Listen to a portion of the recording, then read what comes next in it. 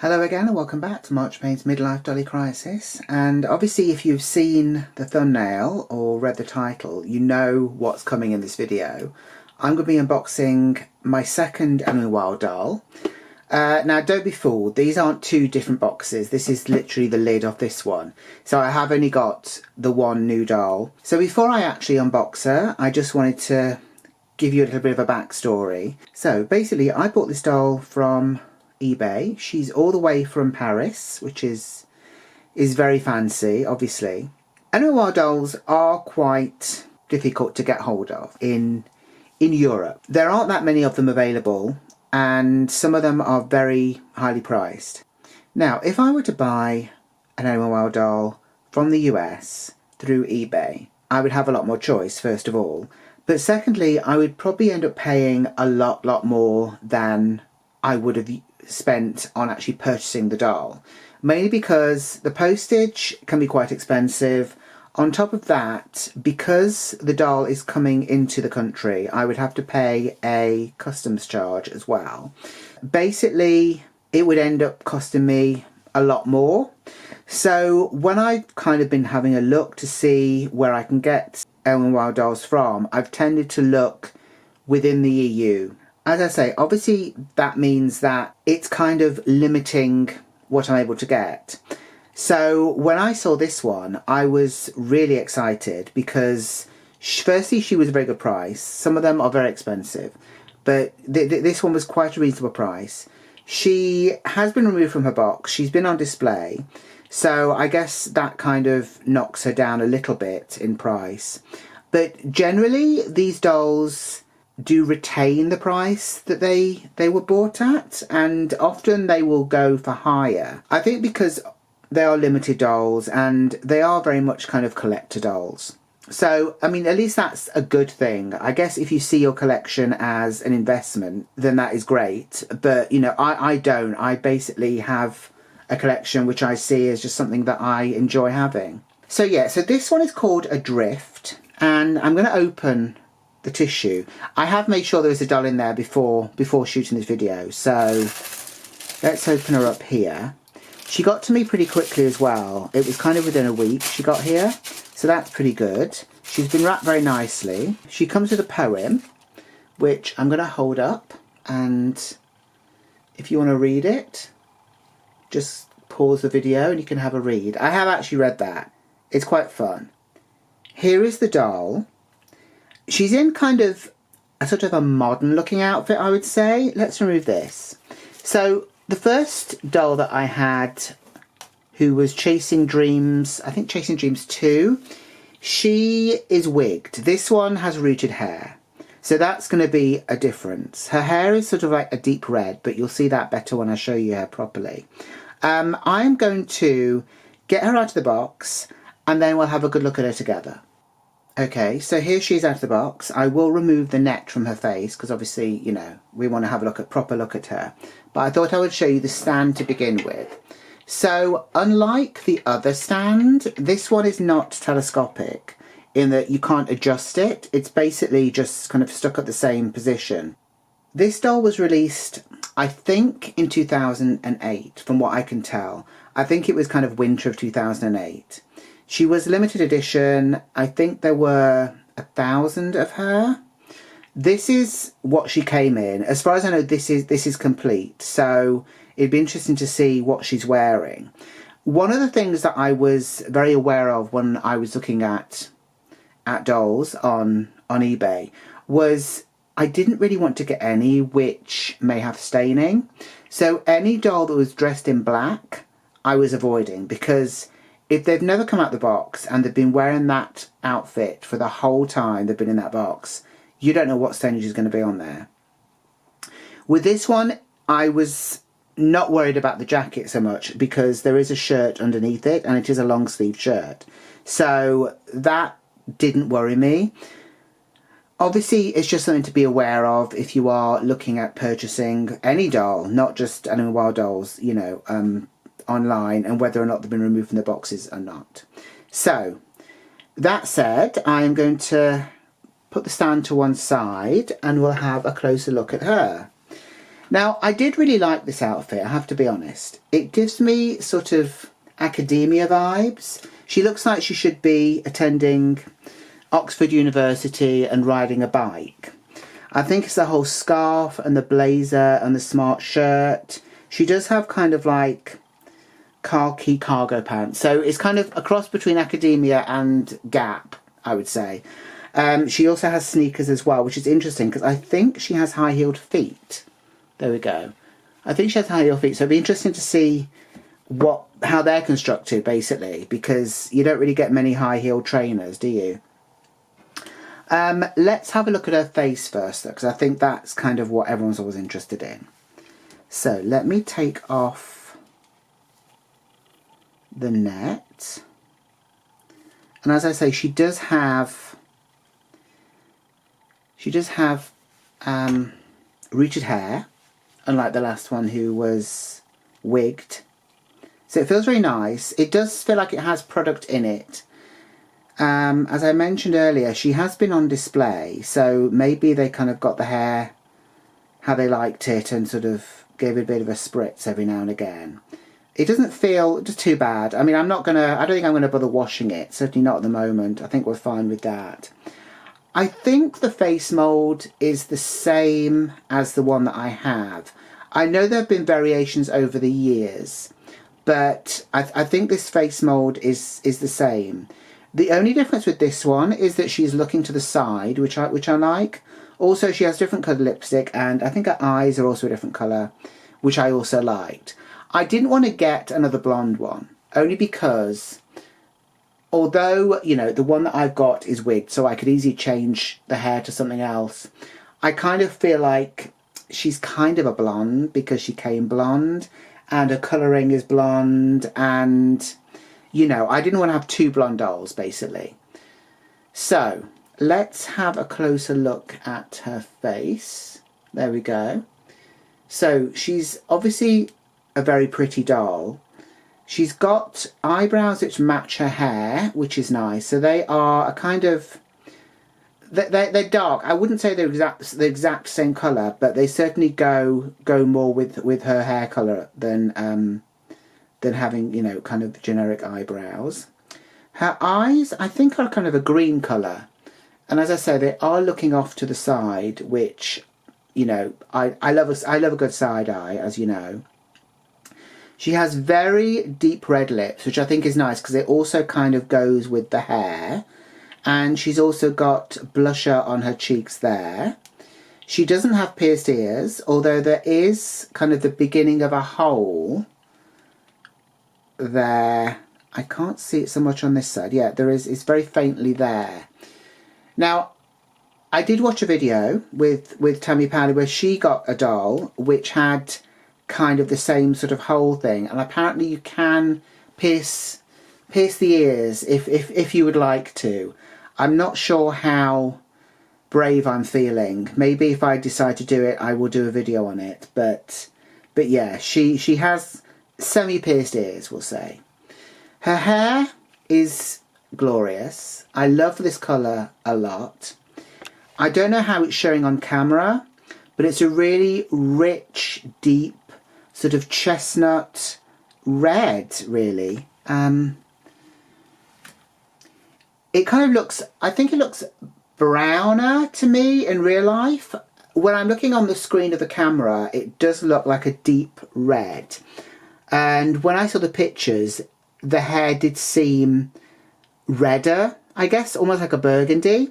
But to me, it looks like a sort of a deep brown colour rather than, you know, a deep red colour. But it is lovely, and as you can see, it's very... She has a lot of it, basically, and it's very long, and it's got lovely waves in it as well. It's quite nice having a doll with sort of loose hair and stuff, because it means you can actually do other stuff with it. I'm not sure how I'd feel about getting one who's already got a hair in a style, because I'd be worried about removing the style because I wouldn't be able to get it back again. Let's have a look at what she's come wearing. So, she's got this little blazer on here, and she has a single press stud at the front with a brass button on one side there. So obviously you can do it up or you can not do it up. but there's a lot of nice little details on the jacket. So we've got red stripes all over it, and they are stitched in. We've also got on the cuffs, we've got matching buttons. They are the same as the button on the front. We've also got little pockets which are usable, but they are actually quite small, so I don't really know what you would put in there. She's also got braiding around the collar, and that goes all the way around. That goes around to the back, and it's also got that detail on the pockets as well to kind of match it up.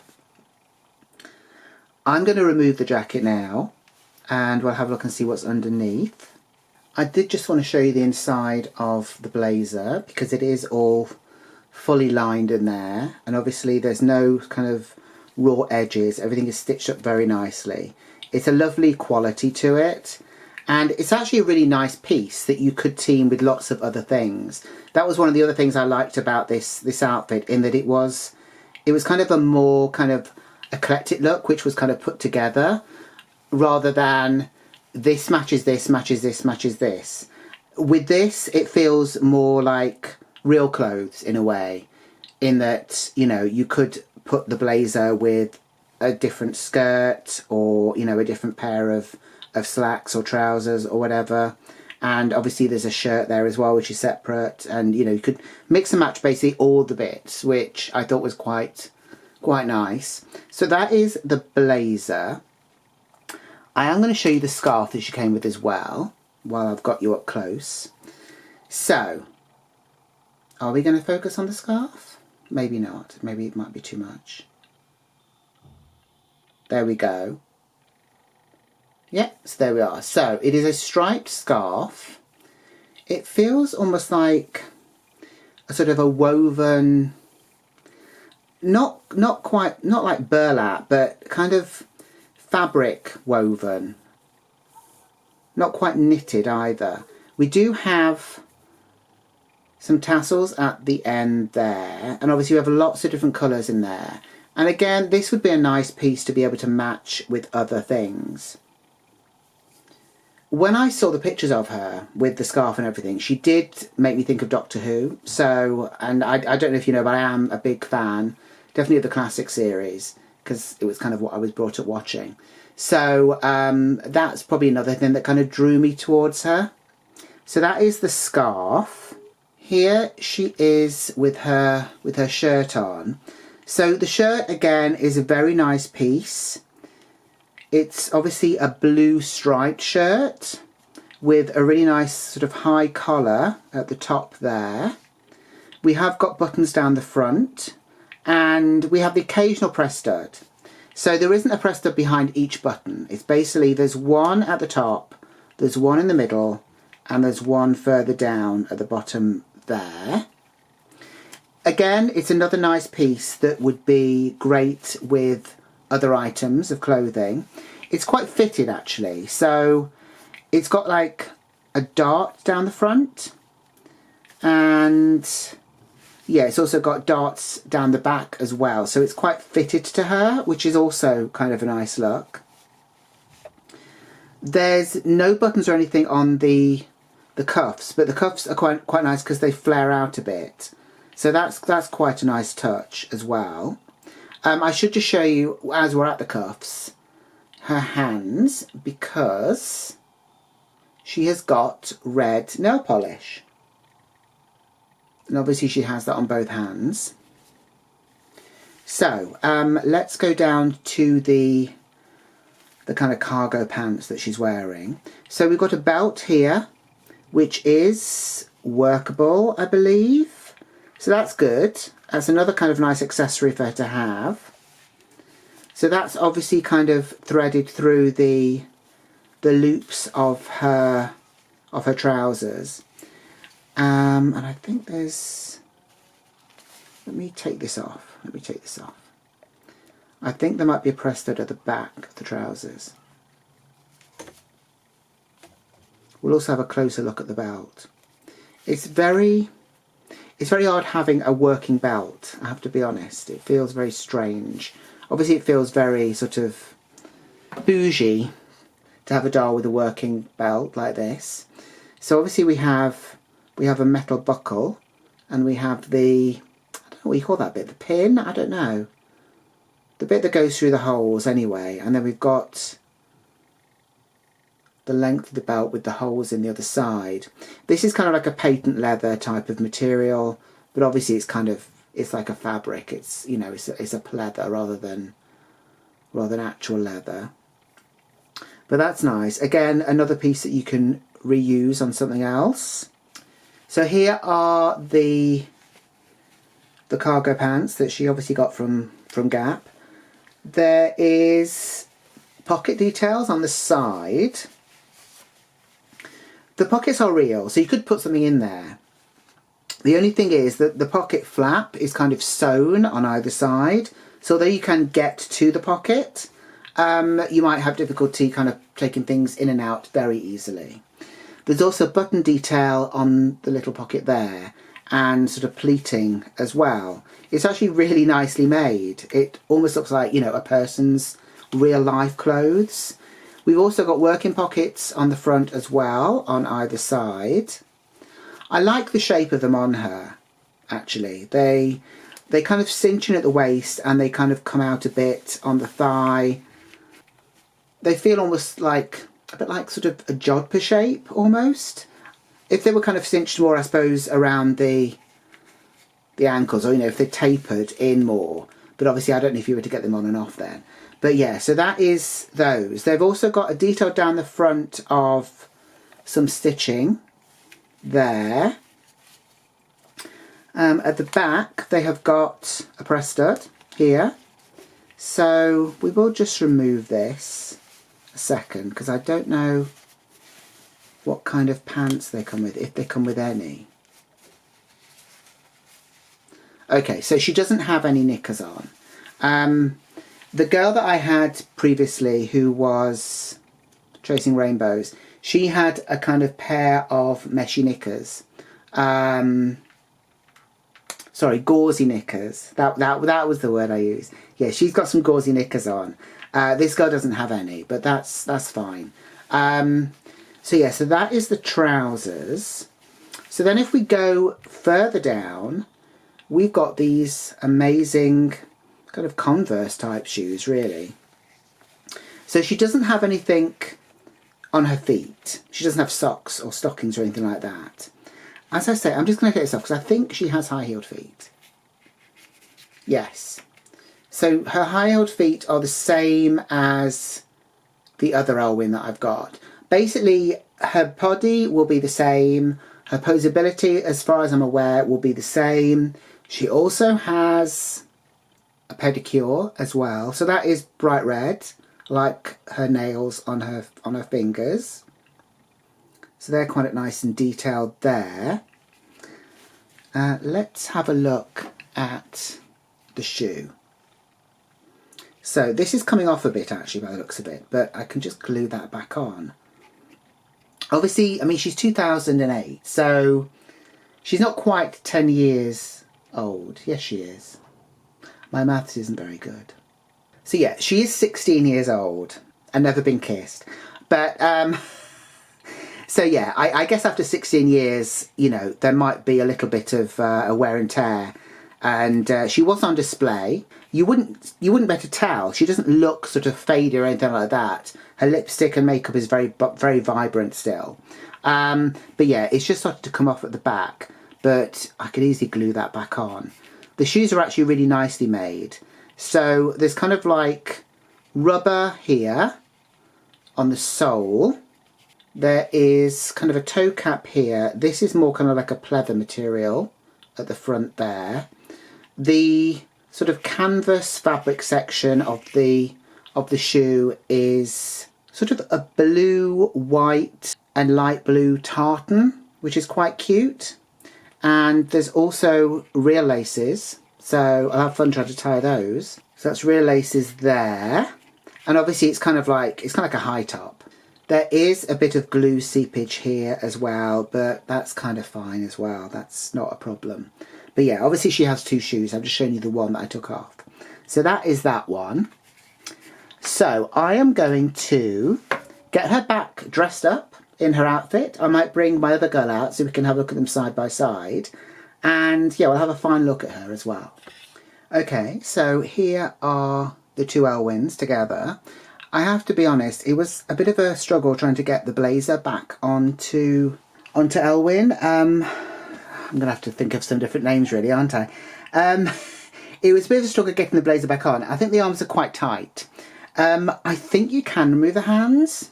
Please comment down in the comment section if you've done it. I don't want to do it in case I'm completely wrong. I think the hands do come out. I don't want to keep doing it, and obviously, you know, I don't want to make a regular habit of it. But it might have made it easier in this instance to try and get the blazer back on. The other thing I noticed was the middle button, the middle press stud of her shirt sort of pops open occasionally, which, you know, it happens to me as well. I'm sure for her it wasn't too many pies. Maybe it was too many croissants. I don't know. As I say, I am probably going to have to think of a name really for her, because I can't have Ellowyne and Ellowyne because it's going to get very confusing. I've already got about 10 different Barbies, and all of the Cindys all call the same thing. But anyway, that's a bit of a tangent. Her hair is quite interesting because when I was redressing her, I basically took her away from the lights. I have 2 lights shining down here when I'm filming, and when the lights weren't on it, it did look quite sort of red and burgundy, which was quite interesting. So her hair is kind of dependent on the light, really. But yeah, I'm super happy with her. Her face, although the same mould, is quite different to other Ellowynes. So I'm going to bring them both up. Now, the other thing to remember is that this Ellowyne, she's got actual eyelashes attached to her eyes, as well as having the painted on details of them as well. This one does not. So that is a bit of a difference there. Other than that, the faces actually do look different to me anyway. The scarf might be helping in this instance, but I think they're exactly the same mould. I'm presuming they're exactly the same mould. This one's face seems a bit rounder to me, but again, it could just be a trick of the light or whatever, or, you know, the way the hair is, or how they've positioned the lips and things like that on the dolls. So, what do you think of her? Let me know down in the comments below.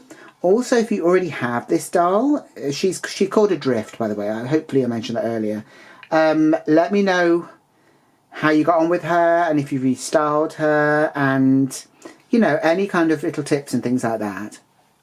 So, if you've enjoyed this video, please give it a thumbs up. Please share the video if you know anyone else who is obsessed with Ellowyne as I am.